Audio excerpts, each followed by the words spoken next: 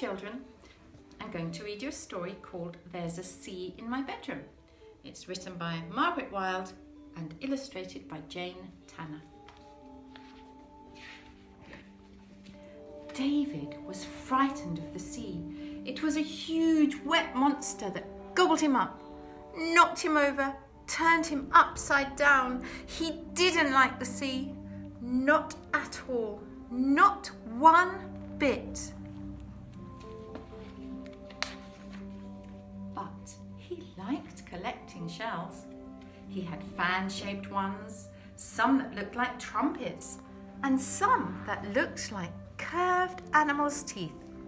They were yellow and grey and pink and purple. Then, one day, he found a conch shell. It was shaped like a pear, brown on the outside and orange inside. "That's a very special shell," said his father. "If you put it against your ear, you can hear the sea inside." How could the big, scary sea get inside a small shell, wondered David. But he pressed the shell against his ear and listened and listened. Then he heard the sea. It was soft and growly and friendly.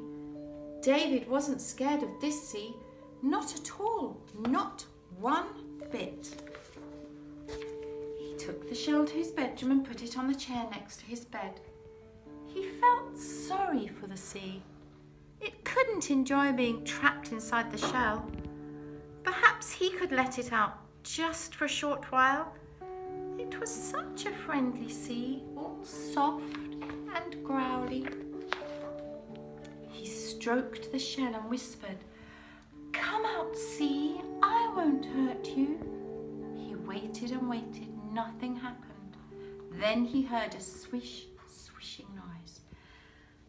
And the sea rushed out of its shell. It curled around his toes, foamed up his legs, and beat gently against the bed.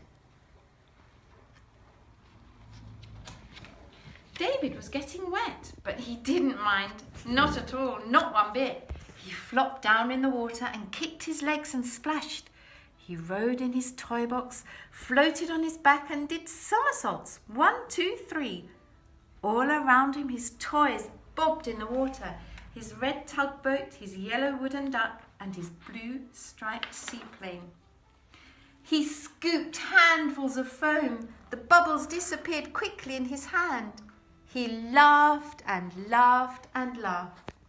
His mother and father heard him and called, "What are you doing, David? What are you up to?" David jumped into the waves, then came up for air and shouted, "Mom, Dad, there's a sea in my bedroom. I'm jumping in the waves. I'm getting all wet."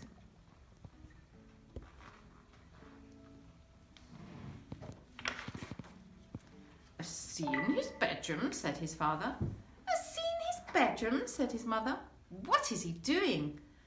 They opened the door and peeped in. There was David swimming on the floor with his toys all around him. But there was no sea. No sea at all.